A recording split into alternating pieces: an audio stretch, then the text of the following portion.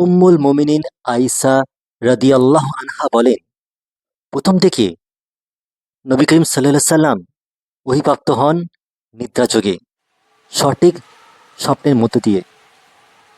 তিনি যে স্বপ্নে দেখতেন তা প্রত্যক্ষে আলো সদৃশ স্পষ্ট হয়ে দেখা দিত। অতঃপর তাঁর নিকট নির্জন ও নিঃসঙ্গ পরিবেশ পছন্দ হয়। কাজেই তিনি একাধারে কয়েকদিন পর্যন্ত নিজ পরিবারে অবস্থান না করে হেরা পর্বতের গুহায় নির্জন পরিবেশে আল্লাহর ইবাদতে মশগুল থাকতেন। আর এই উদ্দেশ্যেই তিনি প্রয়োজনীয় খাদ্যসামগ্রী সাথে নিয়ে যেতেন। তারপর তিনি তাঁর জীবন সঙ্গিনী মহিষী বিবি খাদিজার নিকট ফিরে এসে আবার কয়েকদিনের জন্য প্রয়োজনীয় খাদ্যসামগ্রী নিয়ে যেতেন। এভাবে হেরা গুহায় অবস্থানকালে তাঁর নিকট প্রকৃত সত্য আল্লাহর ওহী সমাগত হয়। আল্লাহর ফেরেশতা জিবরিল আলাইহিস সালাম সেখানে আগমনপূর্বক তাঁকে বললেন, আপনি পড়ুন। আমাদের নবীজি বললেন, আমি বললাম, আমি তো পড়তে জানি না। তিনি বলেন, তখন আমাকে ফেরেশতা জিবরিল আলাইহিস সালাম জড়িয়ে ধরে এত কঠিনভাবে আলিঙ্গন করলেন যাতে আমি ভীষণ কষ্ট অনুভব করলাম। অতঃপর তিনি আমাকে ছেড়ে দিয়ে বললেন, আপনি পড়ুন। তখন আমি পূর্বের ন্যায় বললাম, আমি তো পড়তে জানি না। তখন তিনি দ্বিতীয়বার আমাকে জড়িয়ে ধরে এত কঠিনভাবে আলিঙ্গন করলেন যাতে আমি ভীষণ কষ্ট অনুভব করলাম। তারপর তিনি আমাকে ছেড়ে দিয়ে বললেন, আপনি পড়ুন। আমি ঠিক আগের মতো তখনও বললাম, আমি তো পড়তে জানি না। তখন তিনি আমাকে জড়িয়ে ধরে দ্বিতীয়বার আলিঙ্গন করে ছেড়ে দিলেন। তারপর তিনি বললেন, আপনি আপনার প্রতিপালকের নামে পড়ুন, যিনি সৃষ্টি করেছেন মানুষকে জমার বাঁধা রক্ত হতে। আপনি পড়ুন, আর আপনার প্রতিপালক মহা মহিমান্বিত। রাসূলুল্লাহ সাল্লাল্লাহু আলাইহি সাল্লাম এই আয়াতসমূহ আয়ত্ত করে প্রত্যাবর্তন করলেন। তখন তাঁর হৃদয় ভয়-ভীতিতে প্রকম্পিত ছিল। তিনি তাঁর জীবনসঙ্গিনী বিবি খাদিজা বিনতে খুয়াইলিদের নিকট আগমন করে বললেন, আমাকে চাদরে জড়িয়ে দাও, আমাকে চাদরে জড়িয়ে দাও।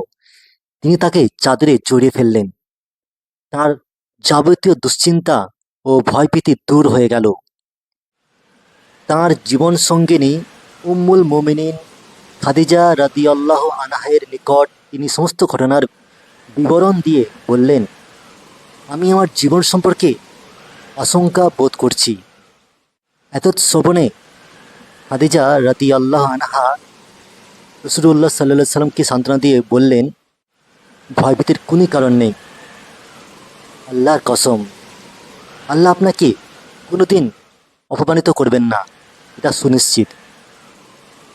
কেননা আপনি আত্মীয়তার সম্পর্ক অটুট রেখে চলেছেন, দরিদ্র ও দুর্বলদের দায়িত্ব বহন করছেন এবং হকপন্থী বিপদগ্রস্তদেরকে সার্বিকভাবে সাহায্য ও সহযোগিতা করে চলছেন। অতঃপর খাদিজা রাদিয়াল্লাহু আনহা রাসূলুল্লাহ সাল্লাল্লাহু আলাইহি সাল্লামকে নিয়ে তাঁর চাচাতো ভাই ওয়ারাকা বিন নৌফল বিন আসাদ বিন আব্দুল উজ্জার নিকট গেলেন। ওয়ারাকা ছিলেন এমন এক ব্যক্তি যিনি জাহিলি যুগে খ্রিস্টান ধর্ম অবলম্বন করেছিলেন। তিনি হিব্রু ভাষায় গ্রন্থ রচনা করতেন। তাই তিনি আল্লাহর ইচ্ছায় ইনজিল গ্রন্থের বহুলাংশে হিব্রু ভাষায় ভাষান্তরিত করেন। তিনি এতই বর্ষিয়ান ছিলেন যে দৃষ্টিশক্তি হারিয়ে ফেলেছিলেন। খাদিজা রাদিয়াল্লাহু আনহা তাকে বললেন, হে আমার পিতৃব্য পুত্র, আপনি আপনার ভ্রাতুষ্পুত্রের নিকট হতে শ্রবণ করুন। তখন ওয়ারাকা রাসূলুল্লাহ সাল্লাল্লাহু আলাইহি সাল্লামকে বললেন, ভাতিজা, আপনি কি দর্শন করেছেন? রাসূলুল্লাহ সাল্লাল্লাহু আলাইহি সাল্লাম ওয়ারাকাকে সকল ঘটনা খুলে বললেন। ওয়ারাকা রাসূলুল্লাহ সাল্লাল্লাহু আলাইহি সাল্লামকে বললেন, তিনি সেই গোপন তথ্য বহনকারী আল্লাহর ফেরেশতা জিবরিল আলাইহিস সালাম, যাঁকে আল্লাহ তাআলা মুসা আলাইহিস সালামের নিকট প্রেরণ করেছিলেন। হায় আফসোস, সেই সময় যদি আমি উদীয়মান যুবক হতাম, হাই, আমি যদি তখন জীবিত থাকতাম যখন আপনার কম আপনাকে বের করে দেবে। রসুল্লাহ সাল্লাহ সাল্লাম ওয়ারাকাকে জিজ্ঞাসা করলেন, তারা কি আমাকে বের করে দেবে? ওয়ারাকা বললেন, হ্যাঁ, আপনি যা নিয়ে পৃথিবীতে আগমন করেছেন, অনুরূপ কোনো কিছু নিয়ে যিনি আগমন করেছেন তাঁর প্রতি দুশ্মনী করা হয়েছে। আপনার কর্মযোগ আমাকে পেলে আমি সর্বশক্তি নিয়োগ করে আপনাকে সাহায্য করতাম। অতঃপর ওয়ারাকা ইন্তেকাল করলেন এবং সাময়িকভাবে ওহী স্থগিত হয়ে গেল।